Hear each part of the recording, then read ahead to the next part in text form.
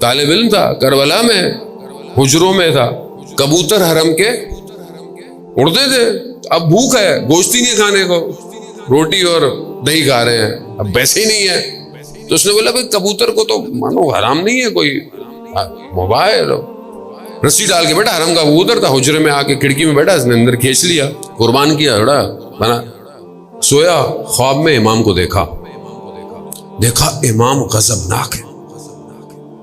کہا یہ تم نے کیا کیا؟ یہ میرے حرم کا کبوتر تھا. آپ جائیں حرموں میں کبوتر کتنے آرام سے اطراف میں گھوم رہے ہوتے ہیں، مجال ہے جو اوپر سے اڑ جائے. ہمیں نہیں پتا ان کبوتروں کی صورتوں میں پتہ نہیں کون کون ہوتا ہے. امام ناراض ہو گئے، مولا میں غلطی ہو گئی. امام نے کہا غلطی آئندہ نہیں کرنا، اور تمہیں ہر روز 12 سیر گوشت مل جایا کرے گا، کھا لینا. اب جب اٹھا، غسل کیا، نماز وضو کیا، حرم گیا، نماز پڑھی، زیارت کی اور مولا کی خدمت میں معذرت. جیسی جانے لگا، رستے میں کسائی کی دکان تھی. کسائی نے بولا نام لیا، توجہ نہیں کی اس نے بولا نام لیا، رکو. کہا کیا ہوا؟ کہا گوشت لے لو. کہا نہیں میرے پاس پیسے نہیں ہے. کہا نہیں میں پیسے نہیں مانگ رہا، یہ لو 12 سیر گوشت روز لے جایا کرو، روز لے جایا کرو. اتنا گوشت؟ اب ایک آدمی سے زیادہ ہے. ایک آدمی اب گیا، اس نے کہا گوشت تو اتنا، تو پکایا، برابر والوں کو ادھر ادھر حجرے جتنے طالب علم تو سب کو کھلایا. تو انہوں نے بولا یہ کیا ماجرا ہے؟ کہا بھی روز کا گوشت ہے. تو اس نے بولا ٹھیک ہے ہم روٹی لے آئیں گے، پکائیں گے تو روز. کھاتا رہا، روز گوشت مل رہا ہے، روز کھا رہا ہے. اب اس نے قصد کیا کہ میں جانا ہے واپس، دوسری جگہ کا تھا. جانے لگا تو اس نے بولا بھی یہ تو روز مجھے گوشت ملتا ہے. اب نعمت آ رہی ہوتی ہے، انسان کو احساس نہیں ہوتا. کہا روز مجھے ملتا ہے.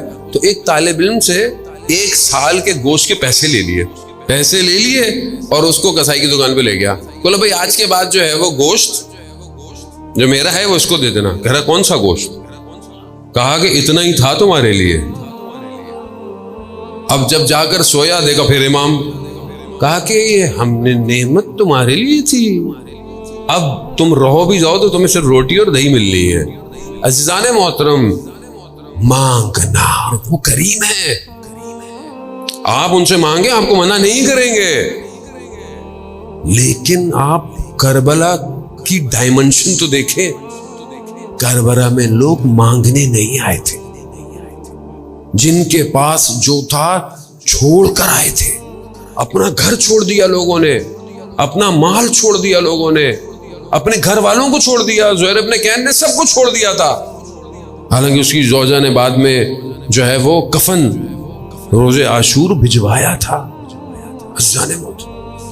وہ واپس گیا کفن کو لے کے، اسے پوچھا کیا ہوا تم کفن واپس لے آئے؟ کہا وہاں پر سید الشہداء کی بدن پر کفن نہیں تھا، میں زہیر کو کفن دوں. اللہ، یعنی ایسے لوگ تھے. ایزانے ہوتے. خوب اس پوری تر کو پہچاننے کی ضرورت ہے. رسول خدا نے آخری زمانے کے بارے میں اپنے اصحاب کے کہا کہ ایک زمانہ آئے گا کہ امر بالمعروف کرنا، یعنی نیکی کی تبلیغ کرنا، نیکی کے لیے کہنا مشکل ہو جائے گا، یعنی آسان نہیں ہوگا. تو اصحاب نے کہا یا رسول اللہ ایسا زمانہ آئے گا؟ تو کہا کہ منکر کو روکنا مشکل ہو جائے گا، یعنی نہیں منکر کرنا مشکل ہو جائے گا. کہا یا رسول اللہ یعنی ایسا زمانہ آئے گا؟ کہا معروف، منکر جو ہے وہ معروف میں بدل جائے گا، یعنی برائی اچھائی ہو جائے گی. یا رسول اللہ. اور آج آپ کے سامنے آپ کسی کو نصیحت کریں، اب گھر میں آدمی نہیں کر سکتا، باہر تو دور کیا تو اپنے بچوں کو، اولاد کو اب گھر میں کر کے دیکھ لیں آپ نصیحت. اور جو معاشرہ ہے اس میں برائی کرنے والا تو بڑے طریقے سے برائی بھی کرتا ہے اور دنیا کو بتا بھی رہا ہے. چوری کر رہا ہے دنیا کے سامنے، جھوٹ بول رہا ہے دنیا کے سامنے، بے حجاب، بے پردگی، بے ہودگی معاشرے میں، یہ تو اچھائی ہے.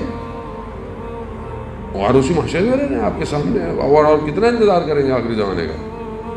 آج جو ٹی وی میڈیا میں ہو رہا ہے، نہ کہ باہر کہیں پہ، باہر تو چھوڑ دیں، یہاں برائی کرنے والا کھلے عام خوشی سے برائی کر رہا ہے، کلچر کے نام پر، ثقافت کے نام پر ماؤں بہنوں کو جو ہے وہ آپ دیکھیں کس طرح بے حجاب کیا جا رہا ہے، برائی کر رہا ہے، گھر میں اچھا کام کر رہا ہے۔ یہ زمانہ وہی ہے جس کے لیے اتنی حدیث و روایات ہیں، اس میں قلب کو بچانا بہت مشکل ہے۔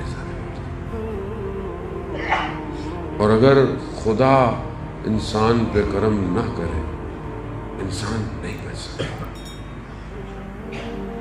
یہاں تین طرح کی چیزیں وقت بہرحال بہت تیزی سے آگے کی طرف، عزیزان محترم، پروردگار قرآن میں مختلف قصوں کو بیان کرتا ہے۔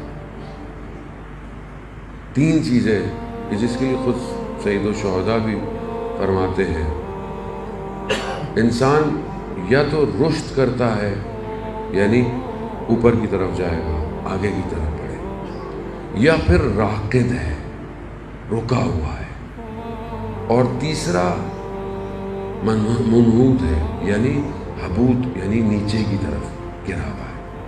یہ تین چیزیں ہیں، ہم اپنی زندگی میں دیکھیں ان تین چیزوں سے خالی نہیں ہے۔ امام حسین علیہ السلام، اللہم صلی علی محمد، امام نے بعض خط لکھے لوگوں کو جو امام کے فرامین ہیں، اس میں امام نے کہا کہ میں تمہیں اس راستے کی طرف ہدایت دینا چاہتا ہوں تاکہ تم رشد کرو۔ جو امام کے ساتھ شامل ہو گیا وہ رشد کر گیا، جس میں سے بہترین مثال حضرت غر کی ہے، یعنی رشد کر گیا یعنی آگے کی طرف نکل گیا۔ ایک راکد ہے یعنی وہیں کھڑا ہوا ہے، نہ آگے جا رہا ہے۔ امام نے کئی لوگوں خط لکھے، کئی لوگوں بولا، نہ انہوں نے دشمن کا ساتھ دیا نہ امام کا، لیکن راکد ہونا مقدمہ ہوتا ہے گرنے کے لیے، یعنی انسان جب تباہی کی طرف گرے۔ کچھ لوگ تھے جو امام کو جانتے تھے، امام کو سمجھتے تھے، مگر امام کے مقابلے میں آ گئے۔ یہ تین طرح کے کردار ہیں جو کربلا کے آس پاس موجود ہیں۔ ہم اپنی زندگی میں دیکھیں، ہم رشد کر رہے ہیں، راکد ہیں، کہ خدا نخواستہ نیچے گر رہے ہیں۔